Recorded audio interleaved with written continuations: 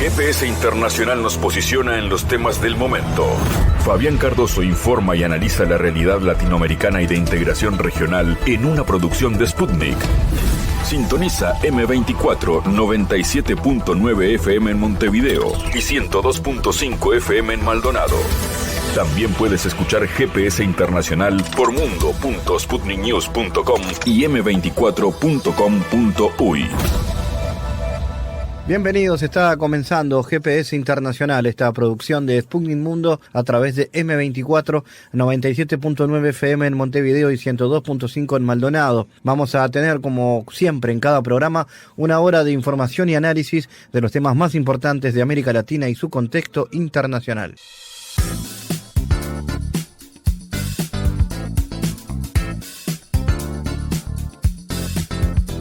Un nuevo recorrido de GPS Internacional nos traslada hasta Medio Oriente. Hablaremos de Irán y de los efectos políticos que se están dando en el medio de la pandemia vinculada al COVID-19. De qué manera la pandemia afecta a la situación política de ese país y cómo está el estado de situación del conflicto en Medio Oriente, en particular la situación en Siria y la pugna entre Irán y Arabia Saudita. Vamos a analizar esto con Eduardo Luis Mogia, magíster en Relaciones Internacionales de Flaxo, México. También hablaremos de Israel, porque finalmente se ha podido formar gobierno y Benjamín Netanyahu ha logrado nuevamente asumir el cargo de primer ministro. ¿Qué pasa en Israel y de qué manera ese país está en el medio de la pugna entre Estados Unidos y China? Será parte del contenido de análisis de este programa, que además tendrá la posibilidad de conversar con Gustavo González, que es el secretario general de la Federación Uruguaya de Cooperativas de Vivienda por Ayuda Mutua, una experiencia uruguaya que se ha logrado exportar a América Latina, pero al mundo, hasta África. En África hay parte de lo que FUCBAN plantea como vivienda de ayuda mutua, de construcción de cooperativas de vivienda por ayuda mutua. ¿De qué se trata? Hablaremos con Gustavo González en los contenidos de este GPS, que así comienza. En GPS Internacional localizamos las noticias de América Latina.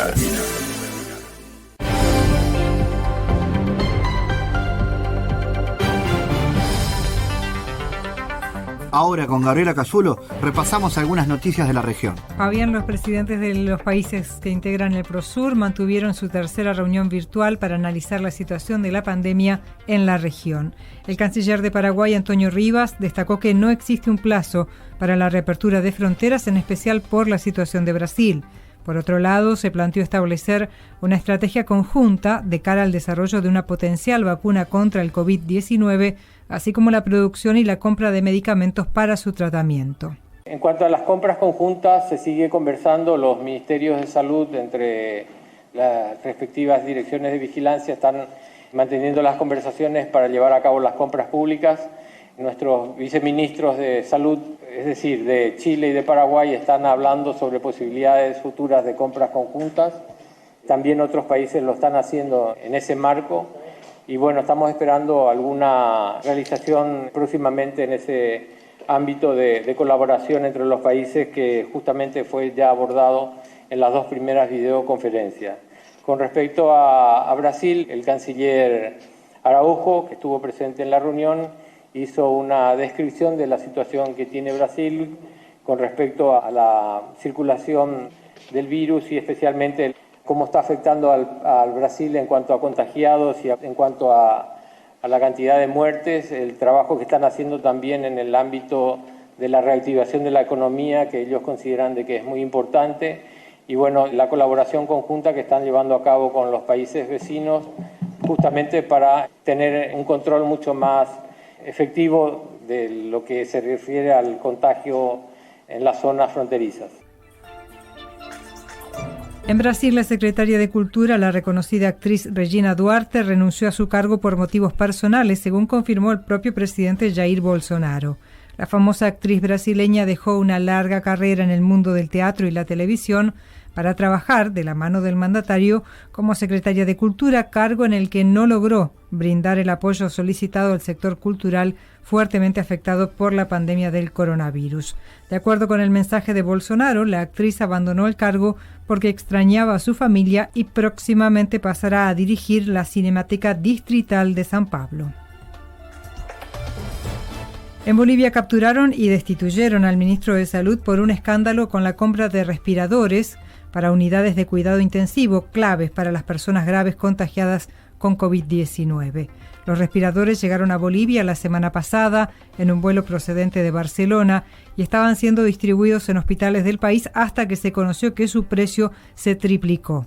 Iván Rojas, director nacional de la Fuerza Especial de Lucha contra el Crimen, confirmó la detención este miércoles, al tiempo que la ministra de Comunicaciones, Isabel Fernández, informó que el puesto será ocupado por Heidi Roca, viceministra de Salud. Navajas declaró este jueves ante la policía, que ya detuvo además a otros 4 funcionarios. Tras la audiencia, Rosario Canedo, abogada de Navajas, indicó que lo que está pasando con el ministro no es solo una infamia, sino que definitivamente hay una violación y supresión flagrante a sus derechos y garantías constitucionales y derechos humanos.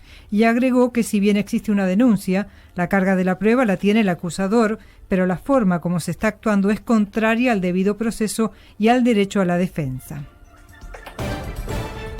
Esta semana se reunió en forma virtual la Comisión de Asuntos Internacionales, Interregionales y de Planeamiento Estratégico del Parlamento del Mercosur y contó con la participación del embajador Daniel Filmus, secretario de Malvinas, Antártida y Atlántico Sur de Argentina. En su ponencia, el embajador recordó que el conflicto sobre la soberanía de las Islas Malvinas es una causa que tiene 187 años. Estamos ante una situación colonial totalmente perimida que hay que transformar en un tema regional y global que termine de una vez con el colonialismo en este mundo, dijo Filmus. ¿Qué está pasando hoy en Malvinas? Bueno, hay que decirlo, mientras que nosotros estamos hablando acá, Reino Unido está explorando y explotando hidrocarburos en las islas, está llevándose la riqueza pesquera, que es enorme, que hay en el Atlántico Sur. Hay una base militar, que es la más importante y que viola todas las normas y todas las reglas que tiene el Atlántico Sur, particularmente la zona de paz del Atlántico Sur, zona que incluye a todos los países africanos que tienen costa sobre el Atlántico y los 3 países latinoamericanos, Uruguay, Brasil y Argentina. Y hay una base militar, insisto, enorme, que está en este momento desproporcionada a las fuerzas militares de América Latina y en particular de Argentina, a menos de 1.000 kilómetros de nuestra costa. Hay que decir también que las Islas Malvinas juegan un papel estratégico y por eso Reino Unido las tiene, porque están en las puertas de la Antártida, y como sabemos ahí se dirime buena parte del futuro de la humanidad, y también las Islas Malvinas tienen capacidad de control sobre el único corredor bioceánico. La única forma de pasar del Atlántico al Pacífico y que nadie se entere es por ahí. Está claro que es un corredor militar muy importante. Ha planteado una y otra vez que esto es una causa regional.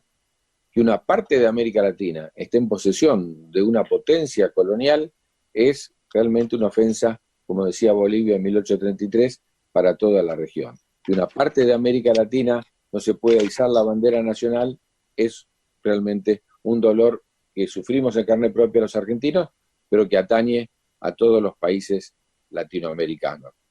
En momentos de pandemia, en momentos donde toda la humanidad reclama solidaridad para trabajar juntos en contra de esta crisis sanitaria que nos ha puesto en vilo a todos, me parece que el Parlasur esté funcionando, que lo haga en forma virtual, que tengamos esta posibilidad de encontrarnos, me parece que es buenísima. Y cuento también, terminando, que también Argentina, a pesar de esta situación, apenas apareció la pandemia y tuvimos que lamentar el primer caso en las Islas Malvinas, Argentina humanitariamente le ofreció a los isleños toda la solidaridad, toda la colaboración y todo el apoyo, porque nos parece que el bienestar de la humanidad y de todos los seres humanos está por delante absolutamente de todos.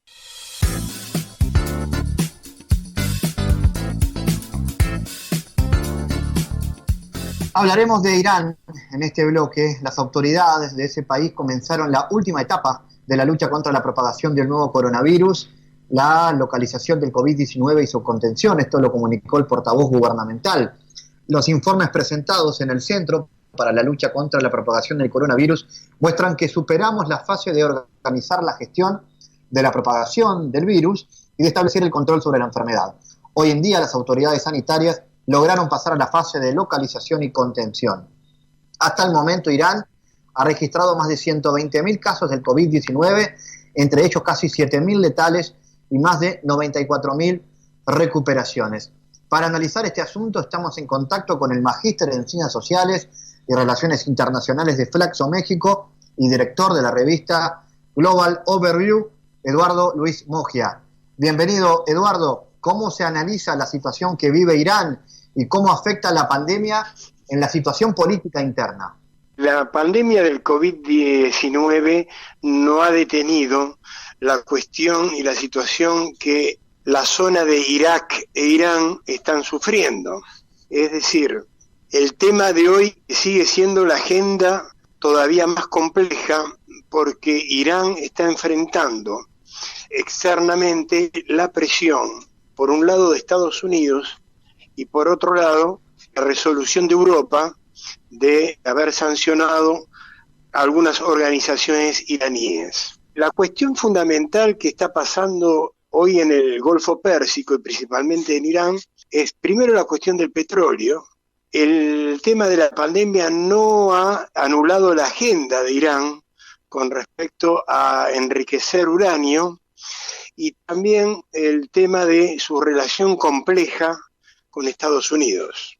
No olvidemos que estamos en el mes de mayo y a fines del año pasado, casi a principios de este año, fue el atentado contra el jefe, el comandante de la Guardia iraní, la Guardia Revolucionaria. Por lo tanto, Irán sigue teniendo, a pesar de la pandemia, cuestiones de política exterior todavía muy complejas. En el tema Irán con Irak, en el tema Siria y principalmente en las relaciones de Estados Unidos. El 18 de mayo, el canciller iraní firmó junto a los cancilleres de Rusia y de la República de Pakistán y el gobierno de unidad de Afganistán un pacto de paz y de ayuda mutua para el combate contra este virus que ya es global. Es decir, Rusia, Irán, Pakistán y Afganistán han firmado un pacto de paz y de no agresión para ayuda entre ellos y fundamentalmente para ayudar a la zona que hoy en día está más perturbada por este virus, que es Afganistán. Porque aparte hay otro problema. El problema es el resurgimiento de las organizaciones llamadas yihadistas, como ISIS y Al-Qaeda, que han cometido últimamente varios atentados. El domingo hubo uno, el fin de semana también, contra posiciones religiosas, más que nada chiitas, en Irak. Y un ataque a un hospital materno infantil en Afganistán. Esto hace que Irán no descuide su política exterior. Internamente la cuestión, como todos los países, se está resolviendo según la política de cada país. Es decir, nosotros vemos que Europa la resuelve de una forma, no todos los europeos, con respecto a la pandemia hablo, no ahora. Y Irán está haciendo su política muy parecida a otros países, ¿no? Es decir, la cuarentena, lo llamado cuarentena, que es un aislamiento, y después la cuestión de las medidas preventivas, es decir, distancia social, barbijo. El tema es que al no haber una vacuna, no solo el mundo junto a Irán están preocupados por esta situación. Irán no es el más castigado en la región.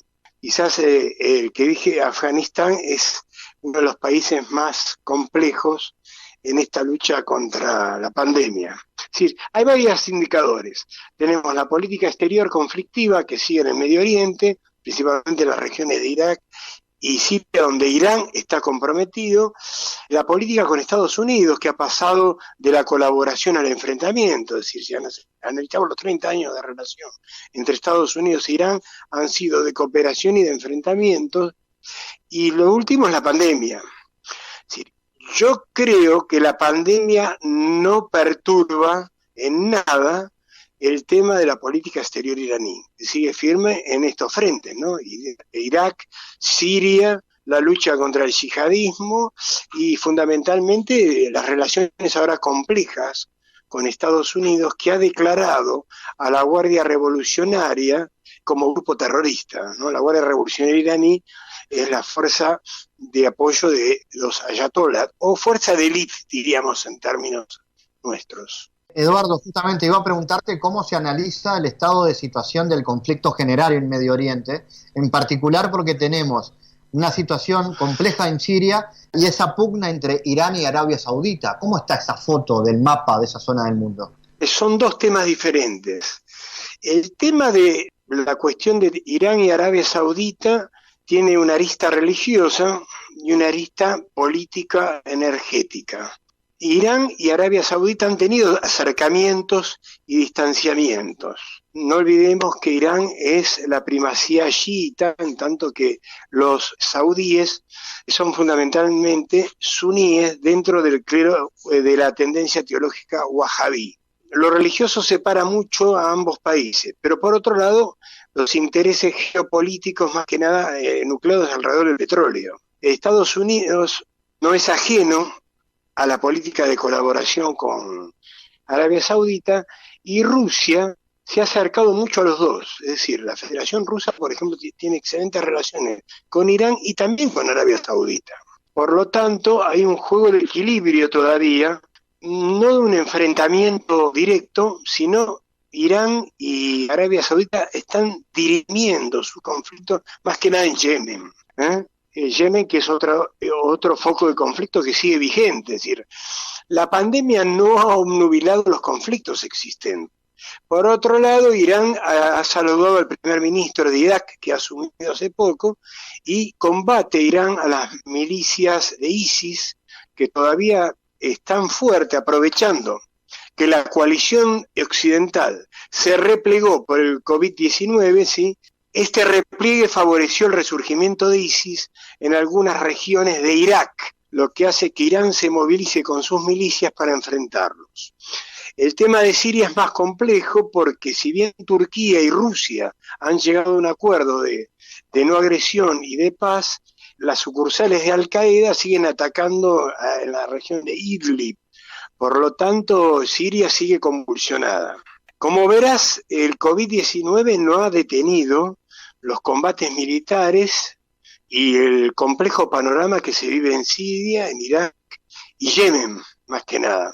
No creo que esto se pueda resolver a corto plazo, salvo que las potencias, como más que nada Estados Unidos y Rusia, que son las más involucradas en la región, se sientan en una mesa para acordar políticas. Nos tocó un periodo complicado porque todos los países y regiones están abocados a este combate al COVID-19, pero sigue la agenda el tema y los combates siguen estando. Es decir, el tema se ha sacado de la primera agenda. Si uno ve los noticieros, todos hablan de la pandemia, pero siguen los conflictos y hay presencia de los movimientos yihadistas, ¿no?, que combaten contra el régimen de Irak, contra el gobierno de Siria, y en donde Irán tiene una participación activa para combatir a esos grupos, catalogados por ellos mismos como terroristas, ¿no?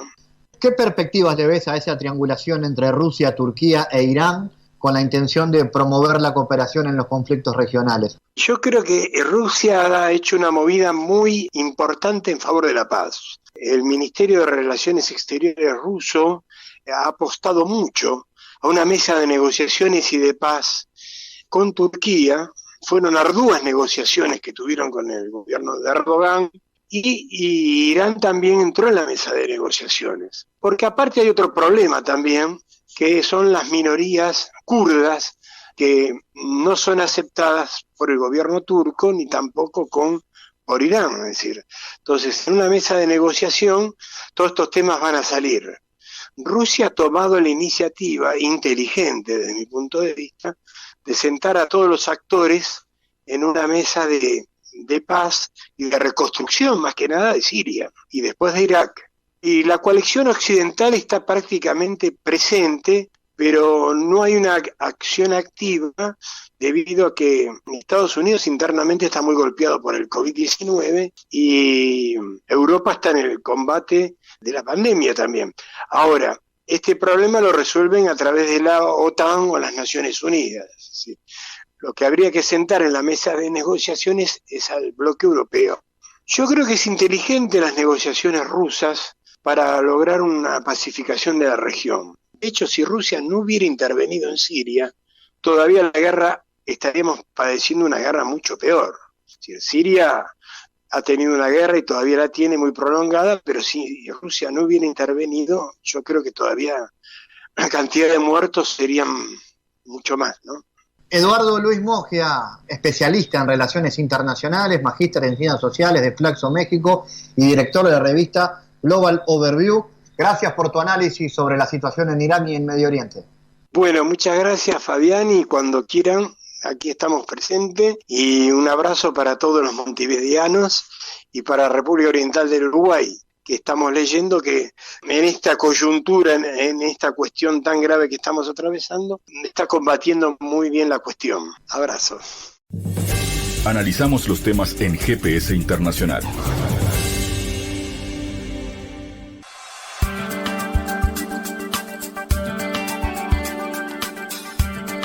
Bueno, Benjamín Netanyahu quedó investido como primer ministro de Israel en una sesión en la que también se dio luz verde a un gobierno que de momento consta de 34 carteras, aunque todavía se podría ampliar. En su discurso, Netanyahu defendió la próxima anexión a Israel de grandes extensiones de la Cisjordania ocupada y dijo que esta medida, condenada por la mayor parte del mundo y contraria a las leyes internacionales, acercará la región a la paz. El político aseguró que la anexión de los territorios palestinos significaría un glorioso capítulo en la historia de Israel. Vamos a hablar de estos temas, de lo que está pasando en Israel con la formación de este nuevo gobierno o la ratificación del gobierno con Benjamín Netanyahu como primer ministro. Vamos a recibir con mucho gusto a Julián Schwiegerman, analista político internacional especializado en asuntos del Medio Oriente. Julián, bienvenido. ¿Cómo se analiza la situación política en el país y cómo se analiza este proceso de negociación que finalmente se llegó para la conformación del nuevo gobierno? Esencialmente tenemos una situación en donde a lo largo del último año había habido una gran inestabilidad en Israel, producto de que hubo 3 elecciones que no dieron un resultado claro,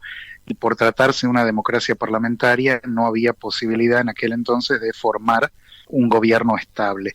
El acuerdo de Gantz y Netanyahu permite terminar con esa inestabilidad, al menos al corto plazo, ¿no? Al día de hoy, haciendo un balance, y facilita un gobierno que desde el plano de lo ideológico no parece tener muchos desafíos porque no tiene partidos de izquierda, como los previos acuerdos de los gobiernos de Netanyahu habían tenido, salvo el último, y sí tiene a toda una coalición que más o menos están de acuerdo en los trazos generales. El gran riesgo tiene que ver con la desconfianza personal que tienen Netanyahu y Gantz, porque fueron opositores políticos, durante un año estuvieron compitiendo electoralmente, y en las campañas, como vos sabés, las campañas son sucias, digamos, se atacan muy fuertemente, y bueno, quedó un poco deteriorada la relación desde ese lado en lo personal, pero políticamente da la impresión de que puede tener una vida completa este nuevo gobierno. ¿Fue muy costoso llegar a conformar ese gobierno?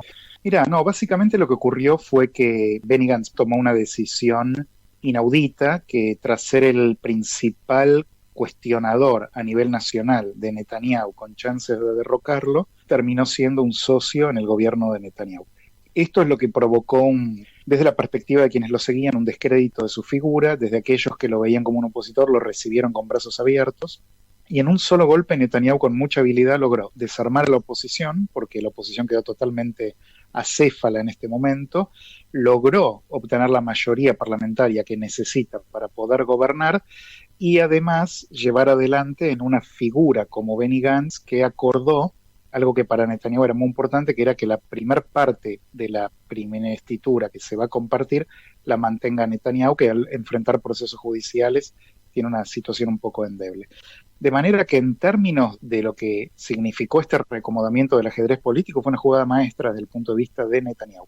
Desde la perspectiva de quienes lo cuestionan, lo vieron como un paso más en una perpetuación de poder que ven como un peligro para la democracia israelí, aunque fue todo legal y fue todo democrático.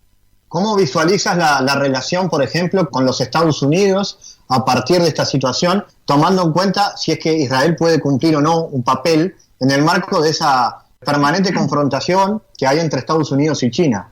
Sí, bueno, justamente ese es un tema de enormes tensiones en el triángulo Estados Unidos, China e Israel, porque históricamente Israel ha sido un aliado muy, muy importante de Estados Unidos en Medio Oriente y a nivel internacional. Para Israel ni que hablar, que Estados Unidos, como ser una gran superpotencia, tiene una gravitación geopolítica mucho más importante, tenerlo como aliado. Y a lo largo de muchas décadas se forjó lo que se llama una relación especial, que tiene no solo intereses compartidos, sino valores compartidos. Entonces es una relación fuerte que todos los gobiernos, sean tanto republicanos como demócratas o de derecha o de izquierda en Israel, han buscado proteger. Ahora, la incorporación de China, por un lado, al sistema internacional como una potencia muy relevante, y específicamente a la política y la economía israelí, se expresa en una serie de inversiones en el área de la economía, de la tecnología, de la seguridad, de la cultura también, que China está haciendo en Israel, que inquieta a Estados Unidos, que está enfrascado en una competencia internacional de superpotencias, y que ve con preocupación que el principal aliado que tiene en el Medio Oriente genere este acercamiento a China en áreas que Estados Unidos considera que no deberían desarrollarse.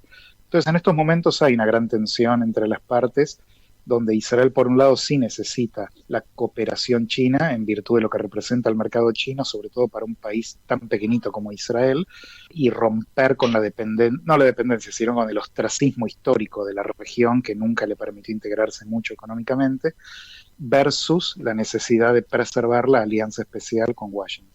¿Y qué perspectivas ves para la seguridad regional esta decisión de la anexión de Cisjordania? ¿Cómo podría reaccionar la región? Mira, a priori genera cierta inquietud por la posibilidad de una reacción adversa de los países árabes que se están acercando a Israel, de Jordania, que tiene un acuerdo de paz con Israel, al igual que Egipto, y que ya adelantó su protesta, o de la calle palestina, que podría generar una intifada.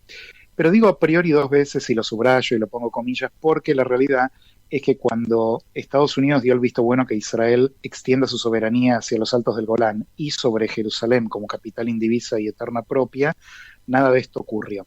Entonces, a la luz de estos dos precedentes, es razonable asumir, si el pasado es alguna guía para el futuro, que podría repetirse una situación de relativa protesta, pero no de un deterioro de situación profundo. Pero el hecho que esto haya ocurrido con Jerusalén y los altos del Golán no necesariamente quiere significar que tiene que darse así en relación a la anexión posible de partes de Cisjordania. Hay que marcar igualmente acá 2 o 3 puntos que son muy importantes. Es una historia muy compleja y requiere tener en cuenta lo siguiente. Primero, no se está hablando de una anexión de toda Cisjordania. La propuesta de paz que hizo el presidente Trump engloba la posibilidad de una anexión de hasta el 30% de Cisjordania. Esto es decir, los principales bloques de asentamientos, más otros asentamientos alejados que Israel consideró históricamente como parte propia, ¿no? Por otro lado, hace poco se marcaron 100 años de la Conferencia de San Remo, que en 1920 le asignó toda el área esa a lo que iba a ser el Hogar Nacional Judío, con lo cual incluso plantear la idea de una anexión es un poco ruidosa desde el punto de vista conceptual, porque Israel estaría extendiendo soberanía sobre un área que históricamente reclamó como propia, no la de un país externo, un estado ajeno. Tercer punto, hay un problema demográfico severo para Israel que tiene que tener en cuenta, y es el siguiente. En esa zona hay una población palestina que, más allá de que tiene sus propios reclamos independentistas, está asentada allí. Entonces hay que ver cómo jugaría el tema de la anexión con el hecho de que una importante población palestina podría quedar bajo gobierno israelí. Eso es un problema histórico que Israel siempre consideró como agudo, de manera que hay que ver acá cómo lo resuelve el cuerpo político israelí, más allá del factor ideológico y del reclamo histórico. Estaremos atentos a esta seguidilla de hechos históricos, sin duda. Julián, gracias por haber estado en GPS. Al contrario, un gran gusto como siempre. En GPS Internacional navegamos por la sociedad y la cultura.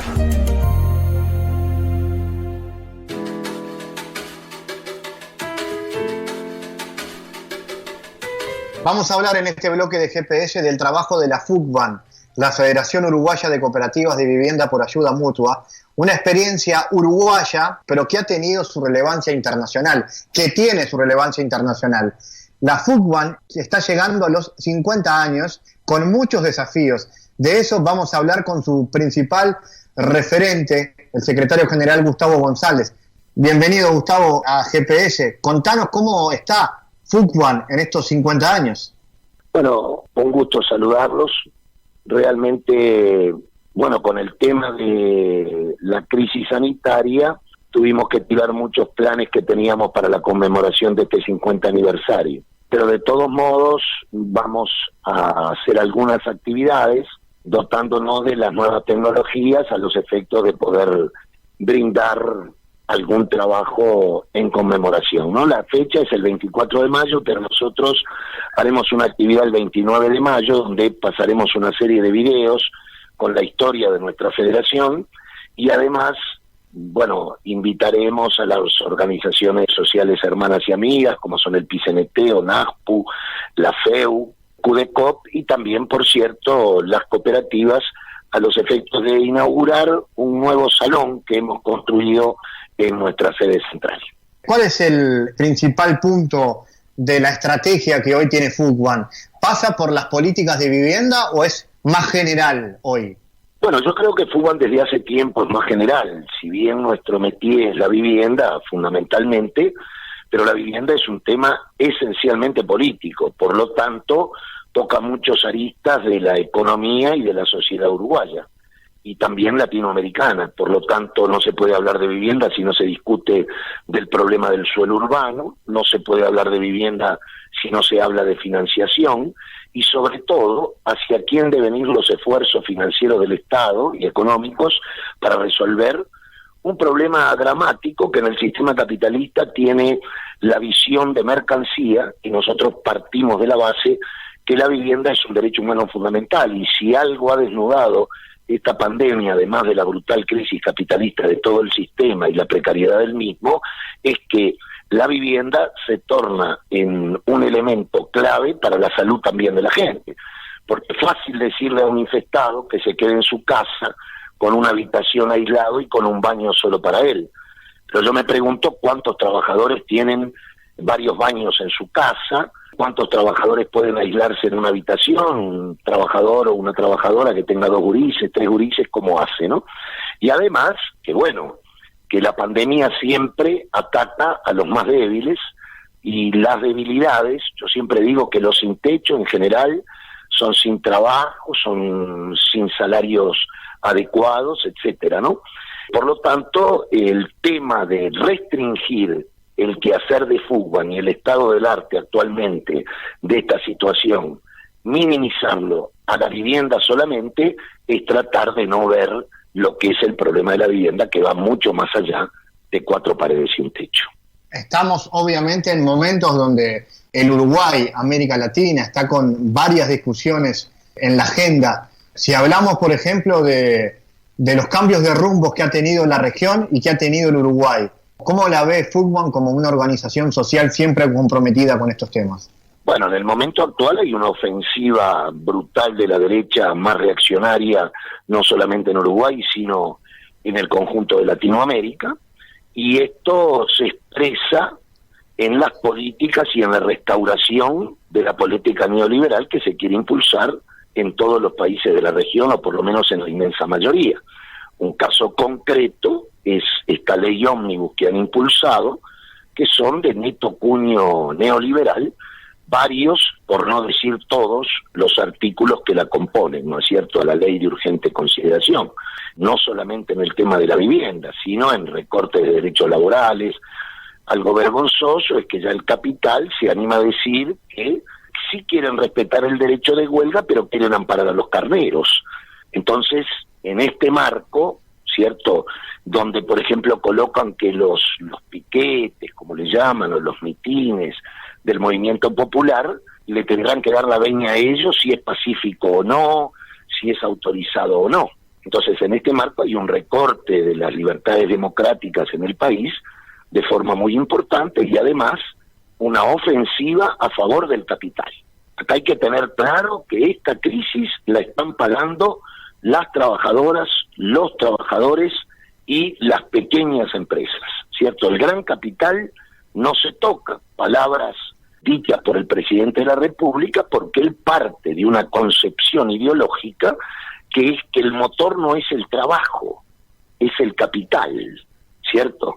Entonces, cuando yo parto de la base que el motor es el capital, obviamente no lo voy a tocar porque tengo la ilusión a esta altura de los años del sistema capitalista es la ilusión que este sistema pueda reciclarse de esta crisis.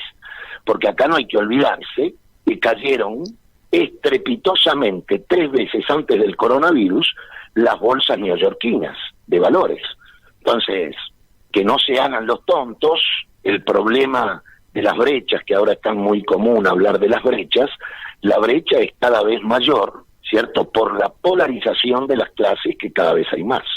Y en el tema de la vivienda es cada vez peor este tema. Es decir, ya ahora en Uruguay hemos sufrido un recorte del 15% del Ministerio de Vivienda de lo que era, atención con esto, lo ejecutado en el año 2019 se lo iban a dar para el 2020 y a este 2020 le recortan un 15%. Por lo tanto, no sé si las van a dibujar las 50.000 viviendas que prometieron en la campaña electoral.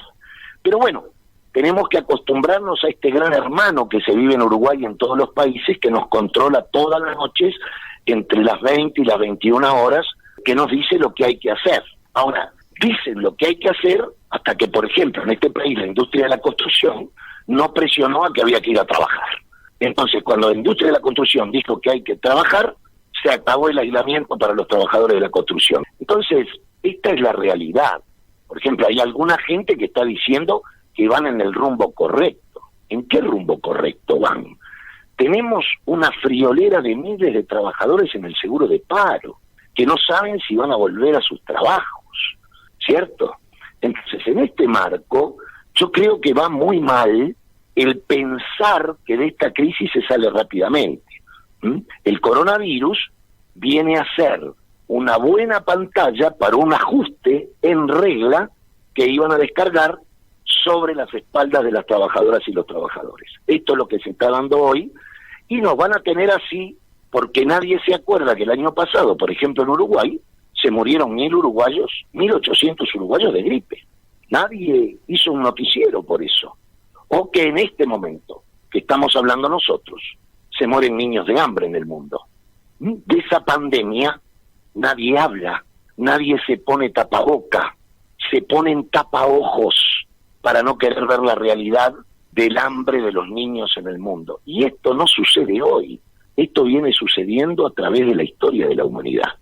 Por lo tanto, es esas las cuestiones que Fugman reflexiona, además de la problemática de la vivienda.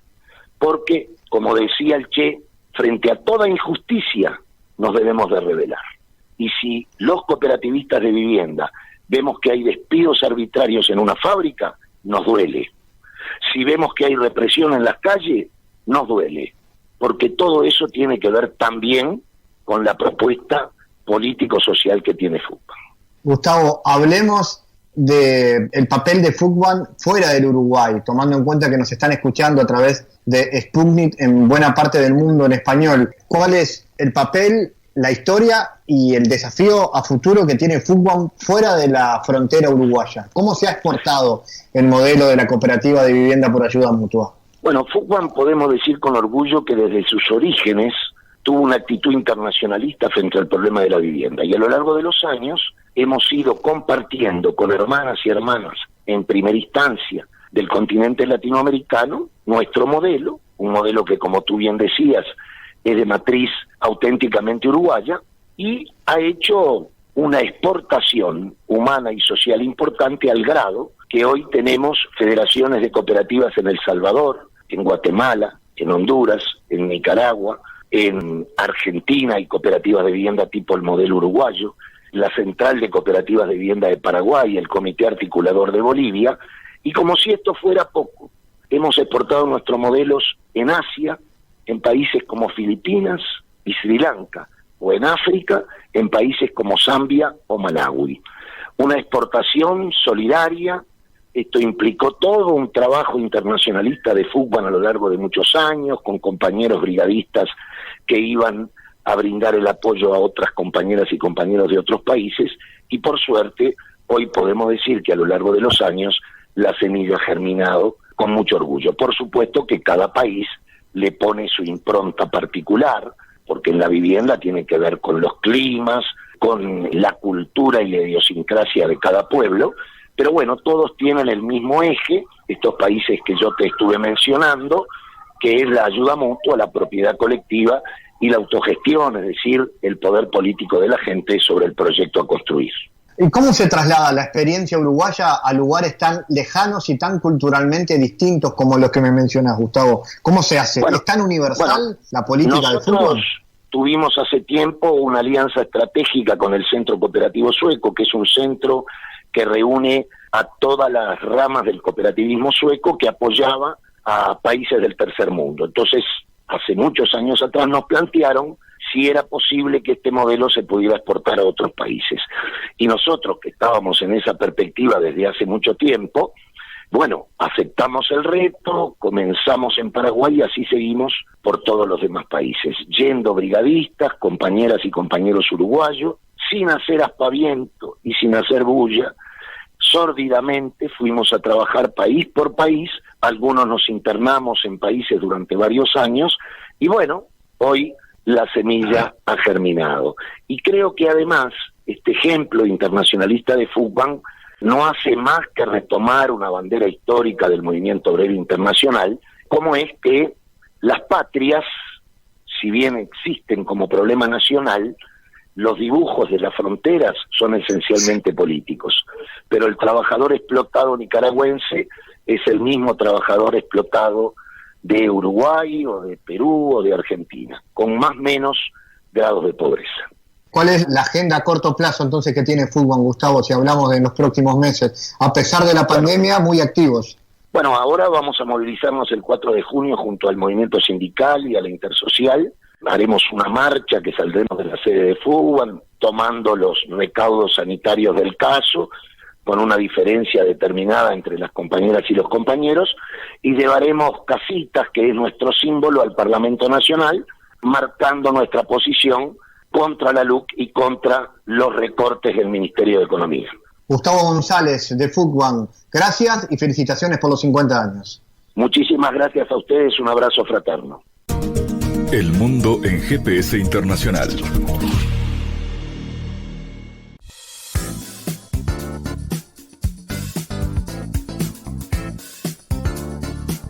En Diálogos Geopolíticos nos hemos centrado últimamente en los postulados que los diversos paradigmas teóricos están ofreciendo en torno a los estudios de seguridad internacional, esto a los efectos de destacar las diversas herramientas de análisis para observar los fenómenos mundiales. Para eso vamos a recibir, como hacemos siempre, a Santiago Caetano. Santiago es investigador en la Facultad de Ciencias Sociales de la Universidad de la República y candidato magíster en Relaciones Internacionales de Flaxo Argentina. Bienvenido, Santiago. Así es, Fabián. En estas columnas continuaremos analizando el trabajo de Ian Hart referido a las implicaciones de los estudios sobre la legitimidad en los procesos de las relaciones internacionales, en particular en lo que atañe a las Naciones Unidas. De manera de situar nuestra exposición de hoy en contexto, la columna de ayer estuvo centrada en destacar cómo los procesos deliberativos en las negociaciones dentro de la Conferencia de San Francisco fueron cruciales para otorgar legitimidad al texto negociado por las grandes potencias en las conferencias de Yalta y Dumbarton Oaks. En este sentido, para los estados chicos, la ganancia en torno a los resultados de esta conferencia se encuentra en el terreno de lo simbólico, mediante el apego a las garantías del debido proceso, lo cual fue una posibilidad de marcar posiciones discordantes en un entorno multilateral, el cual les otorgaba sentido de ser como sujetos de la comunidad internacional. Sobre ello no hubo ganancias en términos materiales, es decir, no hubo cambios significativos en lo que respecta al texto aprobado por las grandes potencias en las conferencias previas. Para las grandes potencias, por su parte, el proceso deliberativo en la conferencia otorgó legitimidad al carácter universal del texto que habían aprobado y previamente, sin sufrir cambios en relación a las implicaciones del veto, que era el tema más controversial. Y en este contexto hoy seguiremos ahondando en el origen de la legitimidad y en la importancia de su carácter simbólico como elementos de negociación. Al respecto, se podría establecer que el componente estructural de la legitimidad afecta en cómo los estados calculan sus decisiones mediante el cambio de la estructura de incentivos que ellos enfrentan. Y la legitimidad en las instituciones internacionales cambia el entorno estratégico de los estados y por consiguiente afecta su comportamiento. Sobre ello, en lo que concierne a la legitimidad y los símbolos, según Hart, entre el nivel de la unidad, que es el Estado, y de la estructura, se encuentran los procesos que canalizan el poder y la información de un nivel al otro. Estos procesos toman forma material mediante lo simbólico. En este sentido, serán los símbolos y su poder, cuando son utilizados instrumentalmente por los actores, que son la consecuencia de un proceso exitoso de legitimación de las instituciones. Y en este sentido, las instituciones legitimadas poseen símbolos que los actores reconocen y usan como formas de poder. Cuando los símbolos son utilizados por estos para ganar poder relativo, por ejemplo, en el marco de negociaciones dentro de organizaciones legitimadas, los símbolos pueden ser moldeados como una variable interviniente. Y al respecto resulta relevante advertir los conceptos de autoridad, soberanía y anarquía. Es decir, cuando una institución es vista como legítima, esta ocupa una posición de autoridad en la sociedad, y en las relaciones internacionales la autoridad da señales de la existencia de una soberanía. Estas conexiones significan que, encontrando evidencia de una organización internacional legitimada como el Consejo de Seguridad de las Naciones Unidas, esta tiene enormes implicaciones para los conceptos de autoridad, soberanía y anarquía. Y en este marco, el autor señala que el concepto de legitimidad, al que raramente se le ha dado especificación formal, puede ser utilizado por los académicos de las relaciones internacionales cuando es tratado de la siguiente forma. En este sentido, como una condición subjetiva en la cual los actores internalizan normas dadas por las instituciones, lo cual cambia la relación entre la norma y el actor, redefiniendo el sentido del propio interés de este, y lo cual le da una orientación interna que está asignada por el apego a las normas. Y a tales efectos resulta también relevante advertir las siguientes preguntas. ¿Cómo una institución comienza a ser vista como legítima? ¿Cómo la legitimidad afecta la habilidad de un actor para pensar y actuar estratégicamente? ¿Y cómo la legitimidad afecta la relación de poder entre poderosos y débiles? Al respecto, Ian Hart señala que, como el interés está construido socialmente, el proceso de legitimación daría lugar a la resistencia y comportamientos estratégicos. Pero cómo los estados conciben estas decisiones estaría condicionado por una institución legitimada. Y en oposición a ello, el autor afirma que la legitimidad no es reducible meramente al cálculo sobre desenlaces favorables, o el comportamiento instrumental o cuestiones relativas a la hegemonía. En este sentido, en la columna siguiente hablaremos sobre esto último, los efectos de advertir los márgenes de maniobra de los estados y diferentes características estructurales en el marco de los procesos deliberativos en las organizaciones internacionales. Y en particular, ubicaremos como ejemplo concreto la controversia entre Libia y las potencias occidentales en los años 90, para advertir las estrategias negociadoras de ambas partes y su relación con el carácter simbólico, la legitimidad, en particularmente lo que refiere a lo discursivo, en torno al Consejo de Seguridad de las Naciones Unidas. Así es, Santiago, seguiremos analizando estos temas relativos a la seguridad internacional en las siguientes columnas. Santiago Caetano, gracias por estar en GPS. Así es, Fabián, muchas gracias. Hasta la próxima. GPS Internacional es una producción de Sputnik, emitiendo de los estudios de M24 en Montevideo, 97.9 FM y 102.5 en Maldonado. Les recordamos, tenemos nuestras redes sociales para que se puedan comunicar con nosotros o repasar todos los programas emitidos durante todos estos ciclos de GPS. Esa es nuestra página de Facebook, GPS Internacional, y @GPS Inter en la red social Twitter. Con Humberto Ruiz en los controles, nos volvemos a encontrar pronto en otro GPS Internacional. Fabián Cardoso en GPS Internacional junto a los protagonistas analizó la realidad. Una producción de Sputnik por M24, 97.9 FM en Montevideo y 102.5 FM en Maldonado. Que puede volver a escuchar en mundo.sputniknews.com y m24.com.uy.